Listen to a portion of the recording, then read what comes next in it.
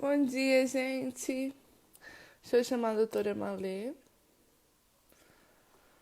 para o nosso bate-papo.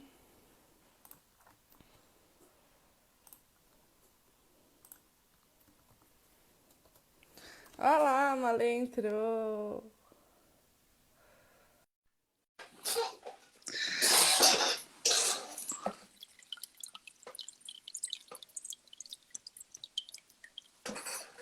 Oi, doutora. Tô pegando o telefone, fica caindo, doutora. Meu Deus do céu, que é isso? Doutora, viu? Eu nem vou colocar ele no tripé, vou colocar ele aqui, ó. Pra não ficar caindo. Todo mundo seja muito bem-vindo. Tudo bem, Cabelada, doutora? Eu tudo também bem? tô. Eu me arrumei em 10 minutos que eu falei, será que a Malê vai conseguir fazer o bate-papo? Não vai? Eu Aí, consegui passar um lapisinho só e dar um tapa na franja, meu, só. só mostrando nossa realidade, né? Então, eu trabalhei pra caramba essa semana, gente. Olha, vou falar pra vocês que não foi fácil, não. E eu tô me arrastando, assim, sabe? Então, aproveitar o dia do feriado, que eu não marquei nada pra fazer e vou dar aquela descansadora, sabe? Aí vem a Lara pra atrapalhar. É, não atrapalha, pra mim sempre é um prazer, né? Pra mim é tranquilo. Porque aqui não é trabalho, é diversão, né, Lara? Gente, eu quero parabenizar todos vocês que estão aqui, inclusive a doutora Malê, que é uma excelente médica veterinária pelo Dia do Trabalho. Hum, Especialmente agora que ela está aí na frente de tudo. Parabéns, que muitas bênçãos caiam sobre você diariamente e da sua família. obrigado, Parabéns meu a amigo. todos que estão aqui, porque quem estuda, eu sempre fui criada assim, quando eu estava na escola, que o meu trabalho era ir para a escola, era estudar. Então, quem é estudante de medicina veterinária, meus parabéns também, porque é um trabalho. Você já está formando a sua carreira. Quem é você? Então, use desse momento de pandemia para fazer network com as pessoas. Mas, Malê, parabéns novamente pelo Dia do Trabalho, parabéns a todos que estão aqui. Ontem, para quem não entendeu, ontem a doutora Malê estava super apurada, eu também estava apurada. Então a gente resolveu marcar o bate-papo de quinta-feira, às 5 horas da tarde, durante a pandemia, sobre news de Covid-19 e os animais, para sexta-feira, 11 horas da manhã.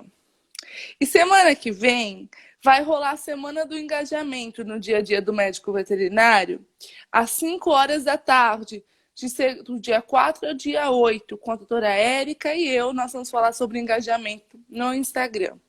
É gratuito, é só vocês clicarem 5 horas no dia a dia do médico veterinário que vai estar rolando a live. E aí vocês perguntam, mas quinta-feira é o dia da Malê falar com você 5 horas. Então, só nessa quinta-feira, a Malê vai falar 11 horas da manhã conosco, né, doutora, sobre a Covid-19 e os animais. É isso? Espero não ter mais novidades, né? Porque, caramba, mas é pouquinha coisa que está aparecendo agora, porque agora todas as perguntas importantes foram feitas e os trabalhos que têm aparecido agora, na verdade, eles vêm apenas para corroborar ou para corrigir alguns dados, né? Então a gente não tem um bando de notícias tão massiva em cima daquilo que a gente conhecia. Vale a pena a gente lembrar que a gente está num momento muito complicado. Quando você fala de uma coisa que acontece de uma hora para outra de forma inesperada, como é uma epidemia, mas principalmente quando é uma pandemia, existe um esforço muito grande das pessoas ficarem tentando achar respostas muito rápidas. E essas respostas nem sempre elas vêm. Então, quando a gente está fazendo a leitura de trabalhos científicos agora, a gente começa a ter que ser muito mais criterioso, pessoal. Né? Porque, assim, eu não acredito porque saiu no portal tal, eu não acredito porque foi tal emissora de televisão que falou. Beleza, só que o problema é que se vocês entrarem na internet, com esse acesso fácil que a gente tem à informação, vocês vão perceber que várias dessas coisas, elas aparecem já sob a forma de trabalho científico. E quando elas aparecem sob a forma de trabalho científico, elas estão aparecendo em duas modalidades. O preprint, que é aquela coisa que foi mandada para ser avaliada, ainda não foi avaliada, ainda não foi aceita, mas existem sites agora que pegam esses trabalhos que estão sob julgamento e já postam esses trabalhos sem que eles tenham sido aceitos ainda. Então, esses preprints, pode ser que eles sejam aceitos ou não. Coisa, nós temos um monte de trabalhos que são candidatos a trabalho ainda, mas não são trabalhos que trazem informações. Então, eles têm que ter um critério. Aí você fala, mas tem vários outros que foram aceitos. Sim, é outro problema que a gente tem. Todo trabalho que vem com a sigla SARS-CoV-2 ou com a sigla Covid-19 atualmente tem uma pressão para que ele seja aceito. Tá? Então, o que a gente tem? A gente tem muitos trabalhos de má qualidade. A gente tem muitos trabalhos que trazem dúvida na hora que a gente interpreta. Então, quando a gente pega esses trabalhos, o que a gente precisa é ter um olhar, não um olhar do médico veterinário curioso querendo aprender, não do indivíduo que quer se informar. Quem lê os trabalhos sobre Covid-19 em animais, principalmente, atualmente, tem que ser muito cauteloso. Você tem que ler o trabalho como se você fosse um revisor desse trabalho numa editora. Tá? Porque você tem que ter uma condição de julgamento importante para isso. Porque tem várias coisas que são feitas de uma forma que não reproduzem a vida real. Na verdade, eles querem fazer perguntas específicas, então eles têm que criar condições específicas para aquelas respostas aparecerem. Por exemplo, o trabalho que foi feito naqueles animais com infecção experimental. A dose, a carga infectante que foi dada para eles é muito diferente do que eles seriam expostos dentro de um ambiente doméstico. Muito diferente. Só que o problema que a gente tem, o cara quer provar que a infecção acontece, ele quer provar se tem ou não transmissão. Se ele jogar uma carga irrisória, ele não consegue provar isso. Ele só quer provar se existe habilidade daquele indivíduo se infectar e se existe habilidade daquele indivíduo de transmitir. E se eventualmente nessa infecção, lesões aparecem. Não dá para ele brincar com carga pequena. Porque às vezes a pergunta, a hipótese do trabalho foi: eles se infectam, eles transmitem, eles adoecem. Então essas cargas são cargas altas. Então não é porque experimentalmente verificou-se determinadas coisas que isso na prática, dentro da nossa casa, vai acontecer. Porque a pergunta não foi essa. Tá? E o objetivo, na verdade, inicial não era esse. Era verificar a vitimização aí dos animais dentro dessa pandemia toda. Porque é uma pandemia, o mundo inteiro está abalado, tem que ver quanto que esses animais eles foram comprometidos. E dentro dessa coisa, a gente já tinha na nossa cabeça vários animais do mundo que foram aparecendo. Ou que apareceram com sintomas, ou que apareceram simplesmente para serem testados. E aí o que eu já posso falar para vocês, então, para a gente resumir, para as pessoas que não participaram de encontros anteriores. Vista a pandemia da forma como ela deve ser olhada, né, com esse maremoto de infecção aí assolando o mundo inteiro, se vocês veem os milhares de pessoas que morreram ao longo do mundo por causa da Covid-19 e as milhões de pessoas que já foram infectadas aí ao longo do mundo, vale a pena a gente parar e pensar: se isso fosse um problema dentro dos animais que a gente tem dentro de casa, muito mais casos já teriam sido relatados desde novembro, quando a coisa explodiu na China. A primeira coisa que precisa ficar clara é essa. A segunda coisa que a gente precisa colocar: vários estudos de prevalência foram realizados no mundo. Alguns estudos de prevalência tentando fazer PCR, mas tem alguns animais que você não tem como pegar para fazer PCR, porque é complicado pegar aqueles animais que estão no mercado de peixe, por exemplo, e fazer um swab de orofaringe. De vez em quando você tem animais que são ferais.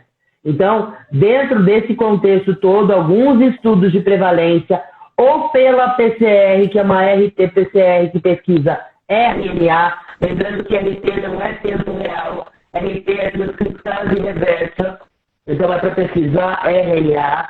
Então, tanto quem faz RT-PCR quanto quem faz a sorologia, a gente tem números muito irrisórios de animais infectados no mundo inteiro, em conflito ou em contraste com aquilo que a gente tem no indivíduo humano. Então, eles são hospedeiros acidentais, eles são vitimizados aí acidentalmente, eles não se destacam naturalmente dentro desse padrão de infecção. E uma coisa que a gente tem que ter na cabeça, né? Até agora, a gente não tem indícios que falem para a gente que esses animais vão transmitir para o indivíduo humano. Então, tem alguns estudos que foram feitos em Wuhan, no próprio mercado de peixe de Wuhan, houve um estudo bem grande que foi realizado e eles não detectaram nenhum animal positivo. Um outro estudo que foi feito na China, encontraram uma prevalência de aproximadamente 3% de animais infectados.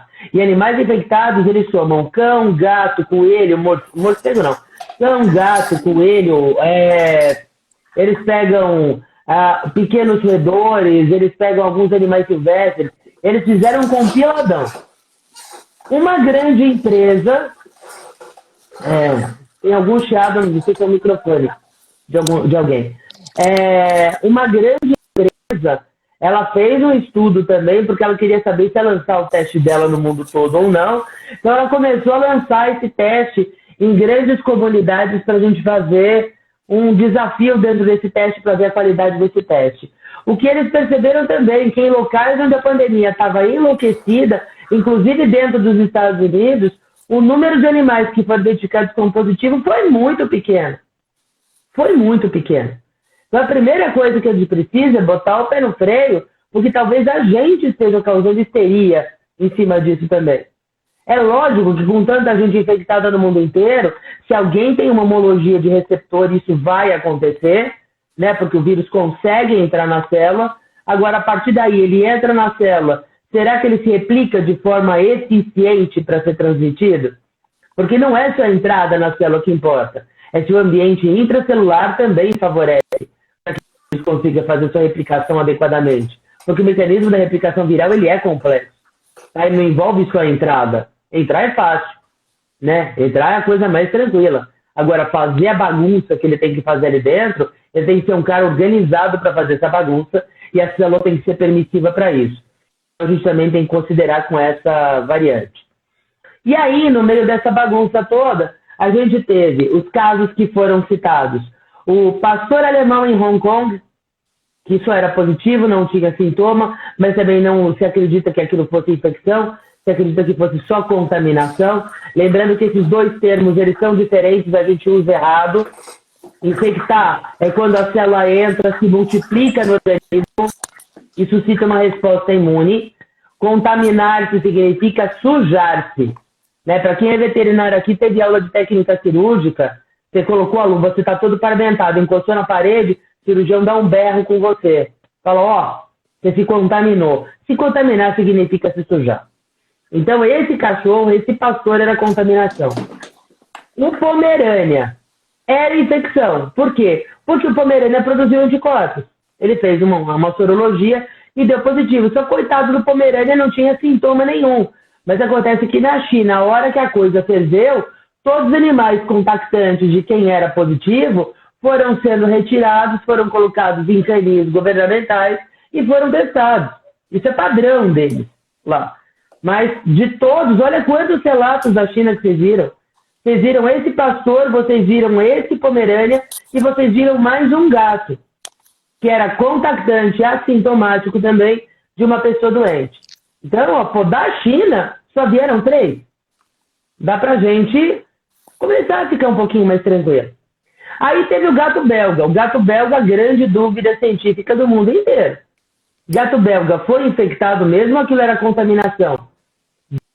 Doente, uma semana depois o gato fica doente e é colhido o vômito e as fezes do gato, são colhidos o vômito e as fezes do gato pelo tutor, sem um veterinário avaliar esse gato. No vômito e nas fezes só fizeram RNA PCR. RNA PCR positivo. Esse gato pode ter comido o vírus que estava no ambiente. Ele encosta, o tutor tosse nele, o tutor espirra nele, ele deita num sofá que está cheio de partícula viral, ele deita numa escrivaninha que está cheia de partícula viral, depois ele se lambe. Quando você faz PCR, vocês têm ideia que a gente não acha o vírus inteiro no teste. Eu não sei se vocês sabem o que é um exame de PCR. PCR a gente apresenta para o aparelho, a gente apresenta para a máquina, para o sistema, um fragmento, uma sequência genética do vírus que eu quero, ou eventualmente um pool de sequências. Aqui no Brasil e no mundo inteiro, ou se trabalha com uma sequência só, ou se trabalha com um pool de 3 sequências. Só que esse vírus é quilométrico. Esse vírus ele apresenta em torno de umas 28 a 30 mil bases. Então significa que é uma alíquota irrisória, mas são escolhidas alíquotas que são alíquotas muito específicas para aquela partícula viral. Aí a hora que você joga isso no meio do aparelho e você põe uma secreção suspeita, você pede para o aparelho, identifica se dentro dessa secreção tem esse pedaço. E o cara fala assim, agora será que é o pedaço do vírus inteiro que a gente está vendo, ou será que é só um pedaço porque ele está triturado e o vírus está morto? O PCR não fala isso para gente. Por isso que precisa ter uma complementação. O ideal seria fazer isolamento viral, mas que na prática é impraticável. Então se faz a sorologia para ver se o indivíduo soroconverte, para ver se o indivíduo tem uma resposta imune baseada em produção de anticorpos. E aí o que acontece? Esse gato belga estava cheio de RNA. Mas cadê os corpos do gato belga? Será que era contaminação ou será que era infecção? A gente vem para os tigres em Nova York, para os leões em Nova York, todo mundo sintomático, todo mundo apresentando tosse, inapetência e aquela coisa toda, só que a única resposta que a gente tem é que tinha o vírus ali dentro. A pergunta que eu sempre faço, para a gente mais uma vez pensar com cuidado, era o vírus que estava causando aqueles sintomas ou a entrada desse vírus às vezes proporciona que outros patógenos dos quais os animais são portadores talvez se manifestem? Porque nenhum outro exame foi feito. Então, você pegar um cara que está tossindo, achar Covid ali dentro, falar que é Covid que está causando a tosse, lembrando que tem herpes, bordetela, micoplasma, cálice-vírus, como é que a gente fica? Então, aí a gente fica meio que num limbo, a gente até acredita, porque não era para ter Covid dentro daqueles animais, porque eles não têm contato com pessoas, né? Eles não dormem na cama, não dormem no sofá, não ficam no colo o dia inteiro. Então, realmente, a gente acredita na teoria que eles tenham sido infectados porque tinham um tratador com algum problema naquele zoológico. Mas, vocês percebem que todos esses relatos, eles vêm com buracos, porque as pessoas ficam ansiosas demais para liberar informação. Então, ao longo do mundo, a maior parte dos animais que a gente viu apresentaram isso. E tem os protocolos experimentais que eles fizeram, e dentro desses protocolos experimentais, eles testaram várias espécies domésticas, verificando maior ou menor suscetibilidade. Então, esse é o resumo da semana agora. O que a gente tem de novo no meio da história?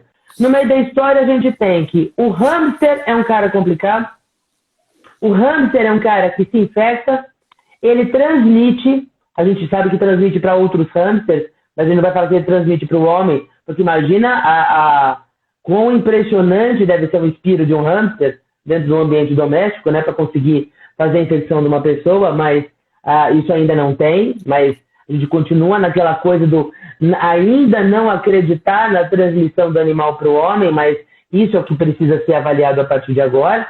Mas a gente sabe que o hamster é um animalzinho que vai ficar doente, ele vai se infectar, ele vai ficar doente e ele vai eliminar partículas virais.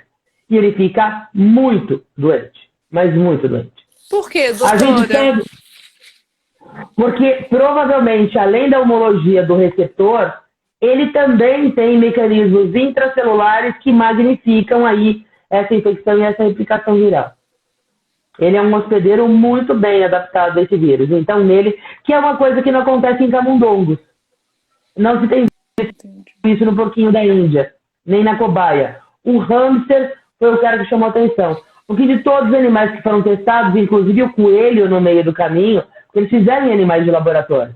O que eles perceberam? Que o hamster foi o cara que deu pau. Porque nele eles acharam RNA viral em um monte de lugar, conseguiram fazer isolamento e eles soroconvertem. E quando eles são necropsiados, eles têm lesões bem feias. Isso patológico é bem feio. Entendi. Aí eles testaram aves, as aves domésticas, né? Então, pato, galinha, esses caras ficaram isentos. Testaram o suíno é muito homólogo ao homem. E todo mundo jogando todas as fichas no porco. Nossa, no porco vai dar pau. Não deu. Receptor é igual? Não deu. Porco, inclusive, faz transplante de fígado para homem. Eu não sei se vocês sabem. Que muito indivíduo que é transplantado, que faz transplante de fígado, ele ganha fígado de porco. por causa da similaridade. Né? Não deu certo no porco. Aí eles foram testar os ruminantes. A hora que eles testaram os ruminantes, eles perceberam que os ruminantes se infectam. Tem uma infecção bem importante nos ruminantes, alguns até apresentando aparente sintomatologia clínica, mas a infecção dos ruminantes ela acontece de uma forma muito preciosa. Só que eles não vivem com a gente dentro de casa. Então, assim, experimentalmente, você está infectando uma vaca, está infectando uma cabra, está infectando uma ovelha. Só que quem dorme com uma ovelha ou com uma cabra no quarto? Quem fica com uma cabra no sofá? Os americanos ficaram preocupados. Porque os americanos ficam com esses animais dentro de casa. O americano tem muita cabra em ambiente intradoméstico. A cabra comendo com o cara na cozinha, a cabra com ele na sala. Então, para eles, isso pode ser um problema. Para nós, na nossa realidade, mesmo ruralmente, isso não é tão comum no Brasil. Mas a cabra virou um pet nos Estados Unidos, em algumas regiões dos Estados Unidos.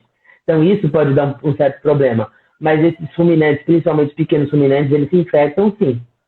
Tá? Em condições experimentais. Ninguém ainda colocou uma cabra em contato com um humano Covid positivo para ver o que acontece com a cabra. Também. Então, estamos pensando experimentalmente. Claro. Aí a gente migra para aquilo que a gente sabia. Vamos infectar o cão, vamos infectar o gato, vamos infectar o ferret. Vamos infectar esses três e vamos ver o que acontece. Cachorro é aquele cara. Cachorro é o boa praça de tudo, né?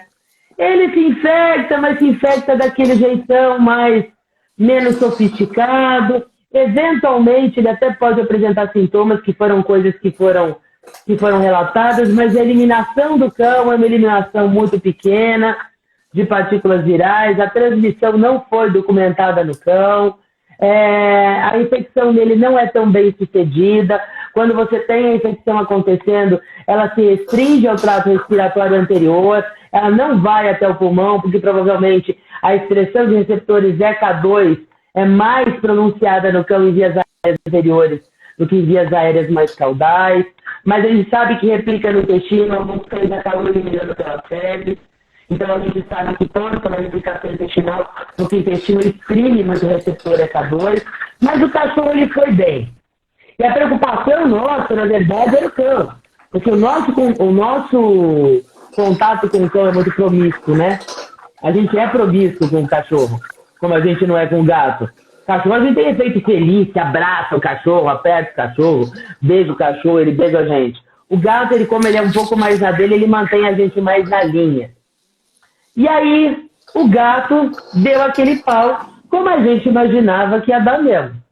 Né? Porque gato é gato, criado em outro planeta, colonizou a Terra faz muito tempo, né?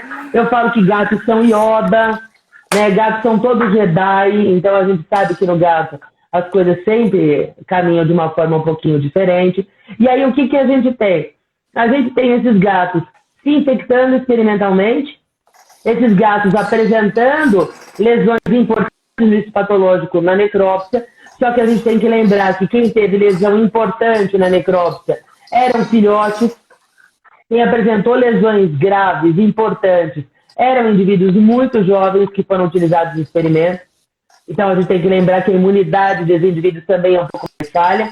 Os gatos que eram um pouco mais velhos, não eram velhos, mas eram gatos até 100 dias de vida, mas que não eram tão novinhos assim, foram gatos que, na verdade, não apresentaram lesões patológicas tão importantes.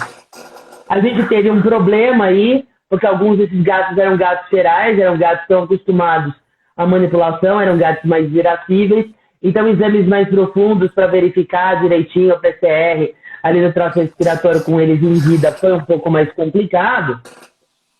Não foram todos que foram eutanasiados, então a gente sabe que ele ia comer a roupa do cara lá do laboratório, que era aquela roupa, aquele escafandro de virologista, né? E se furasse aquele troço com gás, ia ter um problema de segurança nacional envolvida. E o Pentágono ia ter que interagir. Então, o que acabou acontecendo é que algumas coisas acabaram ficando falhas, mas o que eles queriam provar, eles provaram.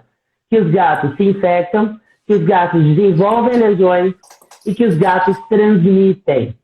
Por quê? Alguns gatos que foram inoculados ficaram em contato próximo com outros gatos não inoculados, gaiola, e os gatos da outra gaiola apresentaram PCR nas vias aéreas, PCR fecal e alguns, inclusive, desenvolveram anticorpos. Tá?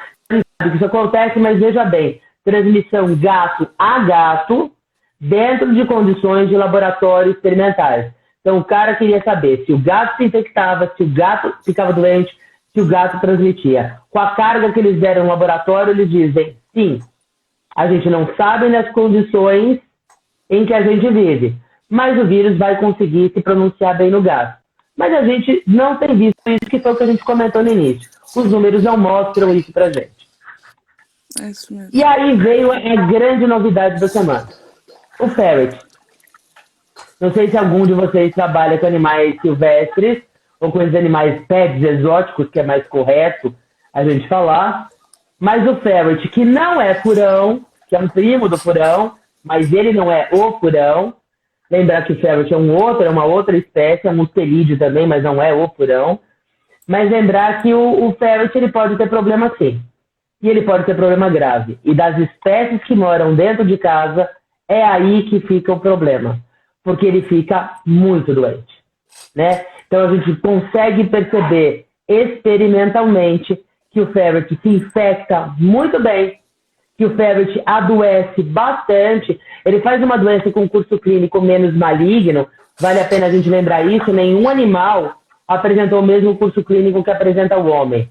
Nenhum apatia, nem para uma síndrome de resposta inflamatória, nem para aquele pantropismo do vírus que é conseguir se replicar em qualquer ponto do organismo. O que a gente tem é a restrição nas vias aéreas, eventualmente mais caudais, então causando traqueite, de traqueite a bronquiolite nesses pacientes. Mas a pneumopatia, pela questão característica da Covid-19, não. Então, o que a gente tem são animais que se infectam, são animais que ficam muito doentes com doença do trato respiratório, o ferret faz muita bronquiolite, pode fazer muita traqueite, e aí o grande problema, nas condições do laboratório, eles transmitiram tanto para animais que estavam muito próximos, quanto para animais que estavam a uma distância bem grande. Tá? E aí isso chamou atenção, e chamou atenção de uma forma que aí a gente vai ter que verificar, vai ter que avaliar com mais cuidado o ferret. E, para corroborar isso, uma fazenda, eu não sei se foi na França, mas uma fazenda de criação de vison, que tinha, sei lá, mais de 1.000 e tantos animais, teve um grande número de animais infectados e doentes. E o vison tem uma similaridade muito grande com o ferret, né? Eles são muito parecidos, são mustelídeos também, então a gente precisa olhar isso com um pouco mais de cautela. Então agora a gente vai voltar a nossa atenção para os cuidados que a gente vai ter que ter com relação ao ferret. Lembrando mais uma vez, eu não sei quem está assistindo, lembrando mais uma vez, não é confirmada a transmissão para o homem a partir do animal. Homem é considerado praticamente um hospedeiro, o animal é considerado hospedeiro terminal na maior parte das vezes. A gente não acredita. Doutora, repete, tá cortando. Cortou tudo essa parte, travou. Tá, então vamos lá. Qual é a parte? Só tava falando que o animal, tava falando sobre a transmissão do homem, animal.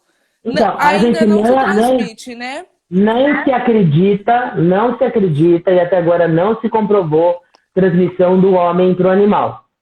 O que a gente precisa é lembrar que a regra é: você tem Covid-19, ou seja, você é doente por causa da infecção por SARS-CoV-2, você tem que ficar isolado num ponto da casa, com a sua máscara, sua água, seu sabão, seu álcool gel, e tem que ficar isolado das demais pessoas e dos animais domésticos. Animais domésticos não podem entrar em contato com o indivíduo que está doente. Como outras pessoas também não. É um esquema quase de cadeia. Isso, o cara fica trancado no quarto doente, a pessoa que vai fazer os cuidados com ele toda paramentada, e, se possível, o mínimo contato pela porta, entregando bandeja e tirando bandeja. A mesma coisa vai ter que acontecer com os animais. Os animais também não podem entrar, subir na cama, dormir junto, lamber, descer e andar entre os compartimentos da casa, porque eles podem vetorar o vírus. Então essa é a regra, a primeira. Mas tem um outro cara que precisa ficar afastado dos animais. Você teve contato com alguém que depois se descobriu que tinha Covid-19? Você foi contactante do indivíduo doente ou do indivíduo portador de Covid-19? Quem afirma que você não é infectado? A maior parte dos indivíduos correntes no mundo atualmente são portadores assintomáticos. Mais de 50% dos indivíduos que correm pelo mundo agora são portadores assintomáticos. Inclusive aqueles que estão transitando pela rua achando que nada aconteceu. Inclusive aqueles que estão lotando praça, supermercado ou fazendo balada oculta no meio da noite. Inclusive os caras que estão indo para manifestação, qualquer que seja ela, não me importa a favor de quem. Não era. O cérebro é desse tamanho. Então tem um monte de gente que está feliz, alegre, bonita e saudável, achando que não tem nada e estão espirrando Covid para tudo quanto é lado. Porque não tem sintoma nenhum. Esse indivíduo que é saudável, desse jeito, é pleno, como eu estou plena. Eu não sei se eu estou positivo ou não, eu estou plena. Mas se eu tiver tido contato com alguém que ficou doente, ou se eu tive contato com alguém que fez o teste e deu positivo, eu tenho que colocar na minha cabeça uma suspeita que talvez eu seja uma portadora sintomática, e a partir daí eu também tenho que me isolar do meu animal de companhia. Então a regra é essa. Tem risco de ter sido infectado ou é um indivíduo sapidamente doente, se afasta do animal de companhia pelo período de pelo menos uns 14 dias, lembrando que não garante nada, porque teve gente que ficou eliminando por mais de 28. Né? Então seriam umas 4 semanas de afastamento pelo menos. Tá? Mas como a quarentena ela foi toda quebrada para todo mundo, então... Pessoal, o pessoal tá pedindo para parar de jogar os coraçõezinhos, Gente, porque quando os coraçõezinhos aparecem, trava. gente, é o contrário. Quando joga muito coraçãozinho, a imagem fica melhor, não é? Eu acho que é isso. Mas trava o som. Em todas as lives. Eu não sei. Em Eu todas não sei. as lives trava. A hora que a gente para os corações, para de travar. Ah, é? Então para o coração, então, gente. Para mesmo. A gente agradece o amor, mas joga aqui pelo comentário. É isso mesmo, estou lendo todos isso. aqui. Então a gente agora tem que ficar com essa... A gente tem que ficar com essa percepção, né, de que a gente tem que tomar muito cuidado com relação a isso e que agora aqueles veterinários que fazem o atendimento desses pets exóticos, desses pets que não são convencionais, esses caras agora talvez tenham um pouquinho mais de trabalho, mas lembrando, não é para levar pânico para ninguém. O mais trabalho que eu digo é que eles vão atender animais com doença respiratória.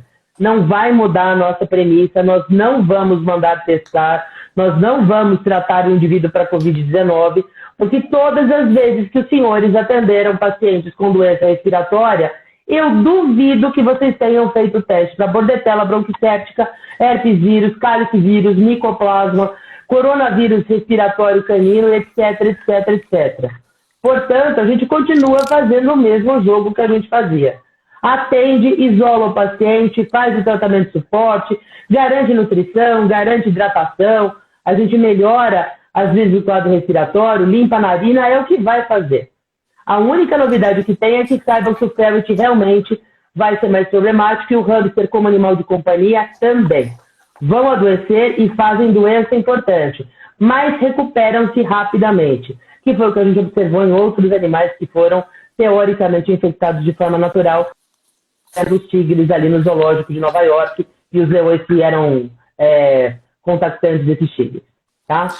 As novidades eram essas, desculpa a extensão, mas é que eu tenho TDAH, né? Então, se você não pega o fio da meada e você não desenrola, a quebra no meio do caminho, ela me complica um pouco. Mas agora eu fico aberta para vocês fazerem as perguntas que vocês quiserem, tá? Bom, perfeito, doutora. Eu vou achar uma aqui que falaram. A Thelma Strauss, muito obrigada por interagir conosco, falou, tem trabalho de Covid-19 que foi enviado em um dia e publicado no dia seguinte. É igual a doutora falou, a gente tem que estudar porque, mais. Na verdade, ele não foi publicado. Ele foi para a galeria do pré-print. Ele foi para a galeria do pré-print. Então, o cara enviou, vai para a galeria do pré-print, que agora isso acabou virando um nicho de arquivo. Que é o cuidado que todo mundo vai ter que ter agora quando escreve trabalho científico ou quando faz monografia. Porque a gente não vai poder colocar como referência bibliográfica o tal do pré-print. Então você tem que ler, se está escrito pré-print, peer review, not yet, no peer review, significa que eles não foram avaliados, não foram lidos ainda, porque quem tem que avaliar. E o cuidado, quando a gente fala de Covid-19, é muito trabalho ruim vai ficar no ar. Vão publicar muito trabalho ruim, mas trabalho ruim, com um monte de lacuna, com um monte de falha, porque nesse momento, botou a palavra-chave, você está falando da contaminação de absorvente higiênico por Covid-19. Puta, o trabalho vai ser publicado. Não tem a menor ideia. Transmissão por absorvente, que é uma coisa que não vai acontecer, porque a gente não interessa. Mas se o cara publicar um troço desse, o troço vai ser publicado, porque o apelo da palavra agora é muito grande. Né? Então eu concordo com ela, a gente se choca. O cara citou no dia como notícia, no dia seguinte está como artigo, você vai ver e está com o nome da revista já em cima. Só que ainda é um not peer review, ainda é um preprint que a gente tem. Então a gente pode ficar para trás ainda. Doutora, então a gente conclui que tem vários animais infectados, né? Se infectando. Eu não posso dizer que a gente conclui que sejam vários, porque os trabalhos que foram feitos no mundo inteiro não comprovaram isso. A maior parte dos indivíduos não apresentou positividade ao PCR, nem positividade à sorologia. Um número irrisório de animais que mostrou positivo frente à pandemia. Se vocês olharem o número que a gente tem de animais, de pessoas infectadas ou mortas na China, lembrando que isso ainda é menos, né? O que a gente tem dentro dos animais? Na China a gente não chegou a contabilizar 500 animais positivos nos testes que foram feitos, frente à quantidade de pessoa infectada e pessoa morta, e pessoa doente, somando tudo. Quantidade de animal que foi soro positivo, que foi positivo pela PCR, muito pequena, pessoal. É claro que alguns vão ter problema, é uma pandemia. Como a gente já comentou no momento anterior, que se Mas você é tem mínimo, uma criança... né, doutora? Sim, é mínimo. Você tem crianças com sarampo, ou pessoas com sarampo dentro de uma casa, o cachorro o soro converte. Se ele soro converte, ele se infectou pelo vírus do sarampo. Quantos animais os senhores atenderam com sarampo até hoje? É esse pensamento que a gente tem que ter. É claro que nenhuma verdade científica é verdade. Tem muita coisa para a gente aprender. Então a gente ainda vai olhando com calma e com o passar dos dias a gente vai melhorando os nossos conhecimentos e apurando as informações que a gente tem. Só acho que o nosso papel como médico veterinário é levar calma às pessoas, é levar a ciência de uma forma mais apurada e é minimizar o impacto histérico que tudo isso causa. Porque já tem gente fazendo muita histeria em cima de coisas que não precisava fazer, fora toda a politização que acabou envolvendo a doença. Se a gente não politizasse tanto também, né? E outra coisa, como a Malê sempre vem falando, se o animal ter Covid-19, como você vai tratar? Vai ser um tratamento de suporte, né, Malê? Essa é a mesma coisa, não vai mudar em nada. Pra ficar levando angústia, assustando as pessoas, não tem o porquê. Doutora, então a gente pode falar, eu fiz essa pergunta, a pessoa vai falar novamente que não é muitos animais, até que eu falei, então concluímos que são muitos animais. Não, não são muitos animais, são pouquíssimos. Eu fiz essa pergunta com esse mais pra gente chocar mesmo. O pessoal falar, não, que é pouco, não é muito. Pra gente tranquilizar as pessoas, então a gente tem que tranquilizar. É nosso papel, sim, como estudante de medicina veterinária e médicos veterinários, tranquilizar, falar e combater as mentiras a respeito da Covid-19 dos animais. Esse é meu ver, acho que é o ver da senhora também. Tem algumas pessoas que não gostam de falar, tudo bem, não falem, mas não compartilhem fake news. Isso é muito importante. Doutora... então, eu acho que é importante, nesse sentido, eu também acho que é importante o veterinário parar de ficar replicando notícia que sai na mídia. De veterinário replicou coisa do portal R7 que deu problema, veterinário replicou algumas fake news que deram problema. Então eu acho que a gente precisa tomar muito cuidado com a internet.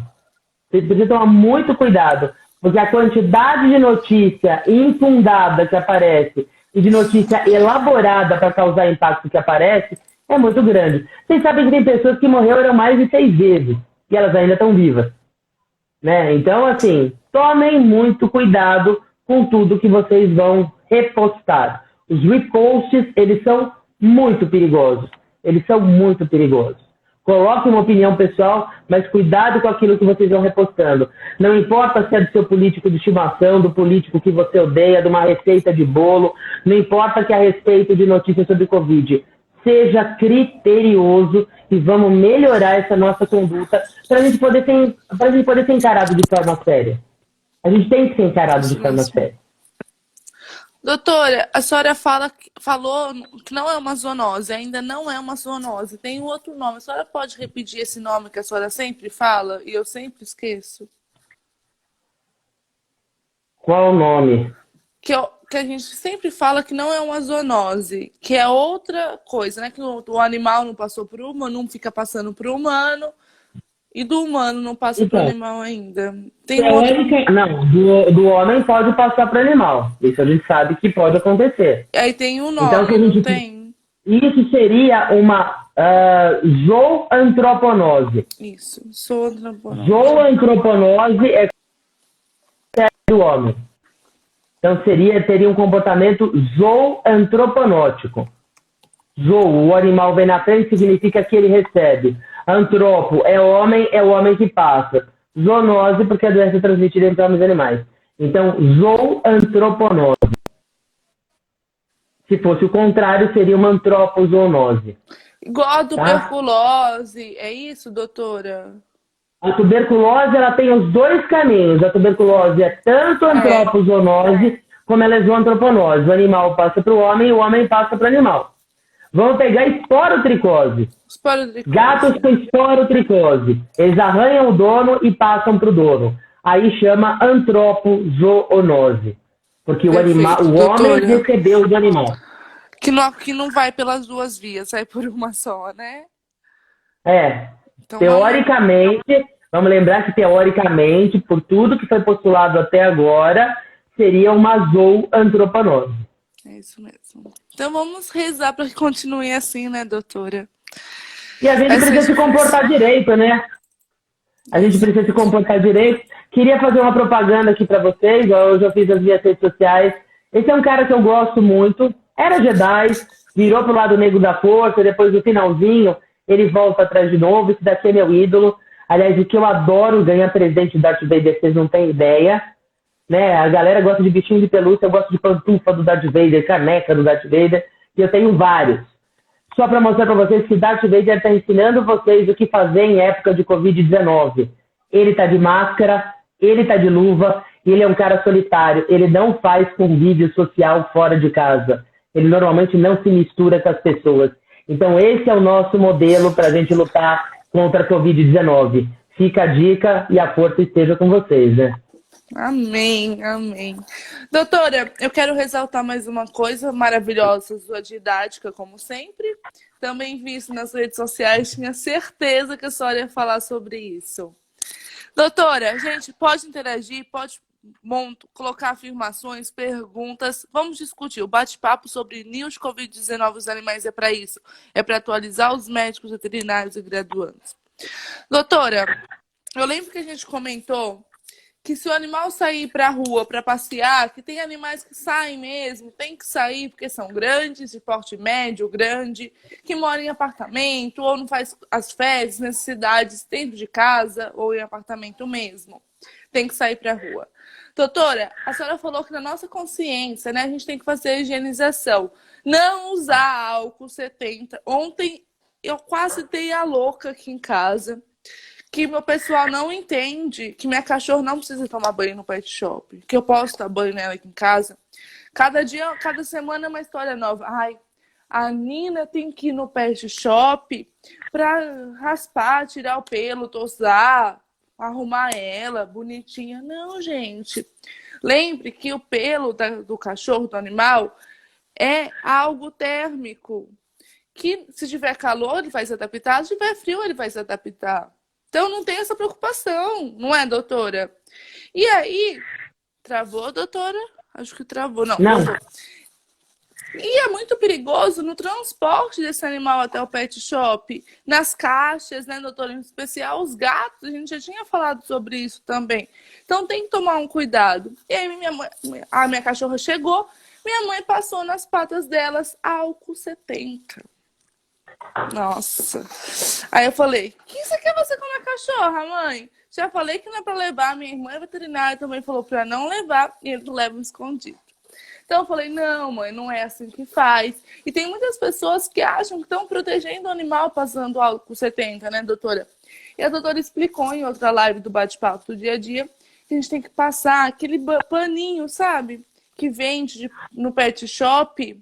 Então, pessoal, não precisa desinfetar o cachorro e o gato. Não precisa desinfetar o cachorro e o gato.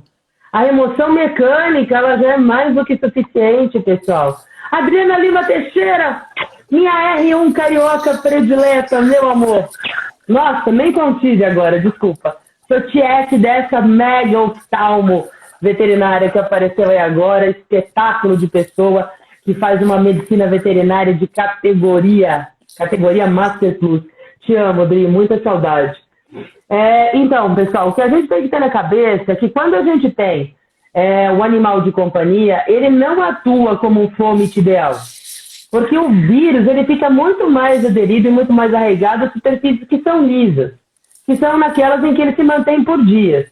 Ninguém fez um estudo a respeito do pelame dos animais domésticos, mas não se acredita que pela textura do pelame, ondulações, diferentes tamanhos entre os pelos ali, que esse vírus fica ali por muito tempo.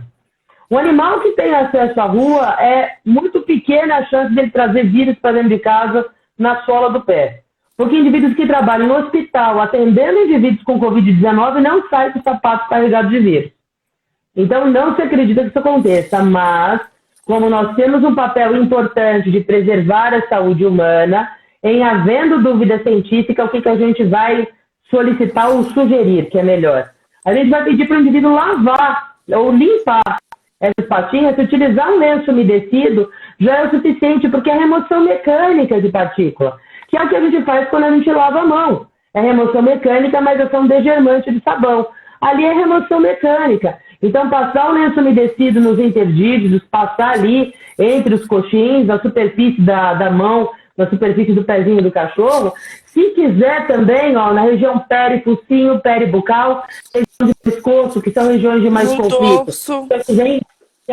Que é o que vem para contato com o chão. O dorso não é tão importante. Se quiser fazer o dorso, pode fazer. Mas o dorso não é tão importante. Mas se quiser passar o lencinho no cachorro inteiro, passa. Agora, se quiser, se a pessoa for mais paranoica e realmente não se sentir segura da gente falar que é só o lencinho, a gente pode mandar manipular lencinhos com hipoclorito de sódio na concentração de até 10%, quase um líquido de Dakin, né? E a gente também pode mandar fazer esses lencinhos com clorazidina entre 0,5% e 2%. O problema com a clorazidina, ela vai ser um pouco mais irritante. Ela pode causar um pouquinho de desbiose ali na pele, se ela fica sendo administrada sem ter necessidade, que é o que vocês estão percebendo com a mão de vocês. A gente está lavando tanto a mão e passando tanto álcool gel que a mão está ficando uma palha, ela está ficando ressecada. E aí, isso é o suficiente. E a pessoa que faz isso, faz na entrada de casa, para se está com medo de entrada de partícula, não entrar com partícula dentro de casa, e imediatamente descarta esse lencinho fora, vai para o banheiro, faz isso usando máscara, né? Saiu de máscara, espero.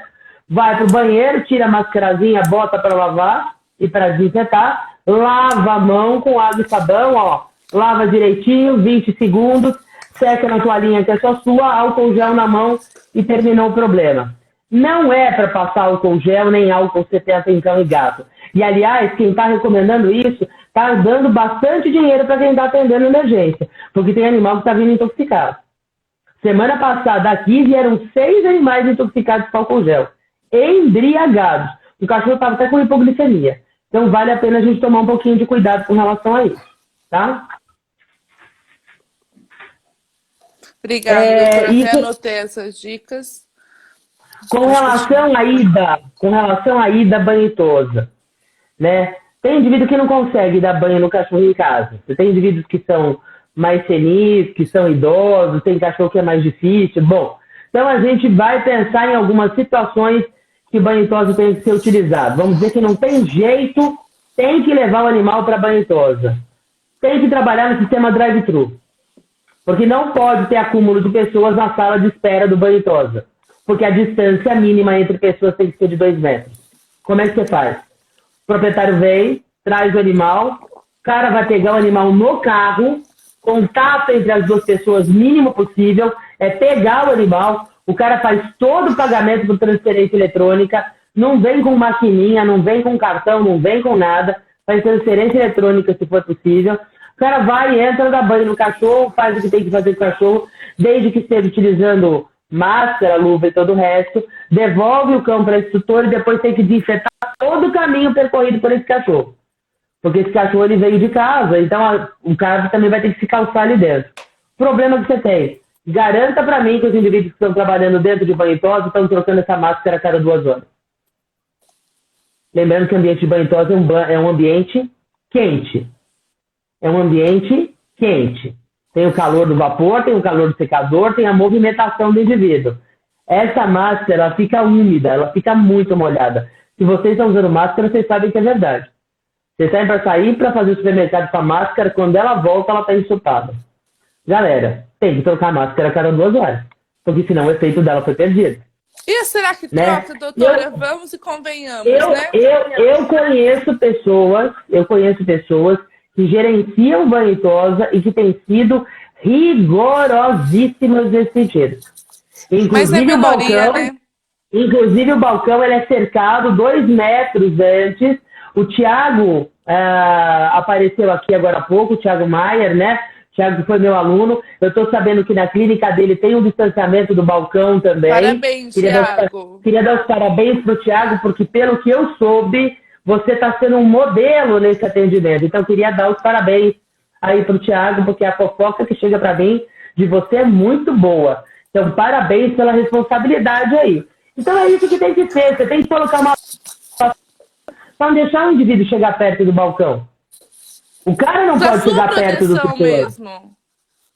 Então, se isso não for respeitado, o banho tosa tem que ser coibido. E eu concordo com você. Não acredito que seja a maior parte dos lugares que esteja fazendo isso, visto o comportamento das pessoas com a sua própria autoproteção. É isso mesmo. Se a autoproteção está desse jeito, o cara que muitas vezes ele quer manter o serviço, ele vai afrouxando, e não é ele que está em risco. São as pessoas que se intercomunicam lá dentro. O PET, no meio desse meio termo, ele só serviu como motivo, tá, pessoal? Então, eu acho que a gente tem que ter critério. Se não tiver outra saída, a gente leva o cara para o banho tosa. Se puder dar banho em casa e fazer os procedimentos em casa, eu acho que a gente tem que colocar na cabeça. Eu não sei se vocês viram a notícia ontem no jornal. Eu não sei quantos de vocês moram em São Paulo. Mas a perspectiva é que nas próximas 2 semanas a gente evolua para lockdown. Lockdown é fechar tudo. E isso por irresponsabilidade de quem está indo para a rua e quem não está fazendo as coisas de forma adequada. Então, eu acho que é a hora da gente colocar a mão na cabeça, que é o momento da gente desenvolver generosidade, desenvolver solidariedade e deixar o egoísmo de lado. Porque quando você se protege, você também está protegendo o cara que está do seu lado. Lockdown é um negócio muito sério. E eu acho que ninguém se tocou disso até agora. E isso me deixa muito triste. Muito triste. Sabe o que me machuca, doutora? Eu ver colegas meus na medicina veterinária que vão se formar esse ano falando que isso é uma bobagem, o isolamento. E são colegas que tiveram o mesmo estudo que eu, os mesmos professores capacitados. Que, desculpa, mas minha faculdade eu falo que é uma das melhores do país. Eu estudo na UNOeste, mas por quê? Porque eu tenho professores maravilhosos. Você conhece minha professora Adriana? Eles são muito capazes, ensinam, dão um exemplo para nós.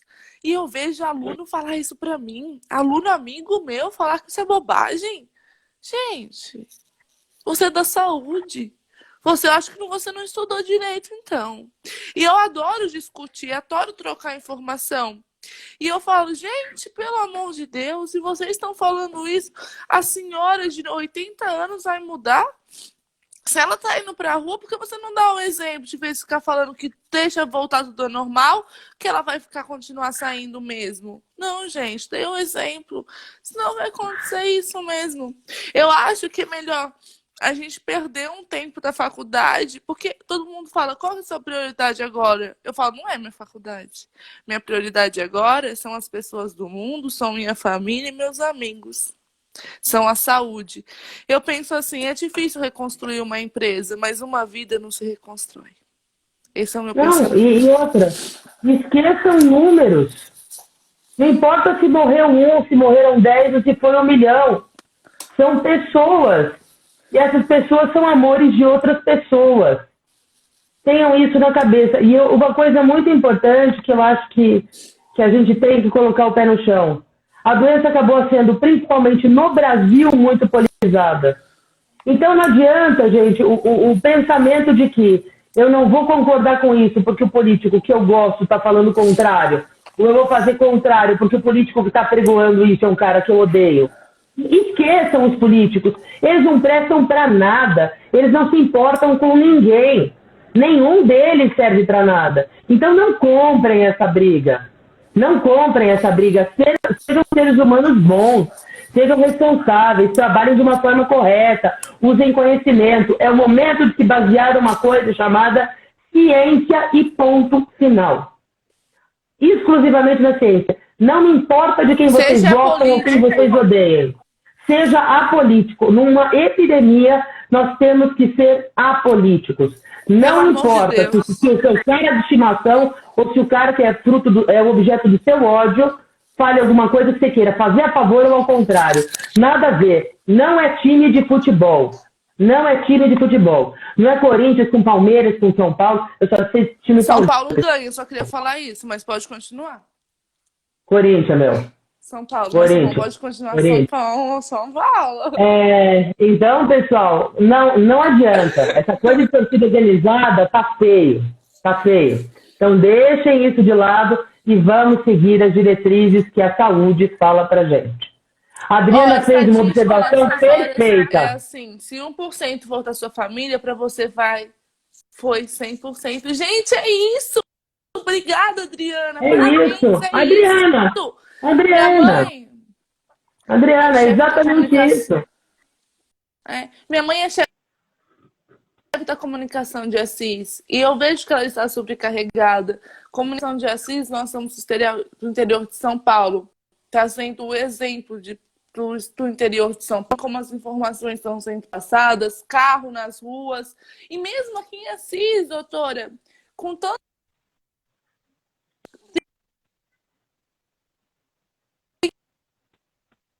que ser isolado, e aí a gente vê que tem muitas pessoas na rua, e é mais idosos e crianças.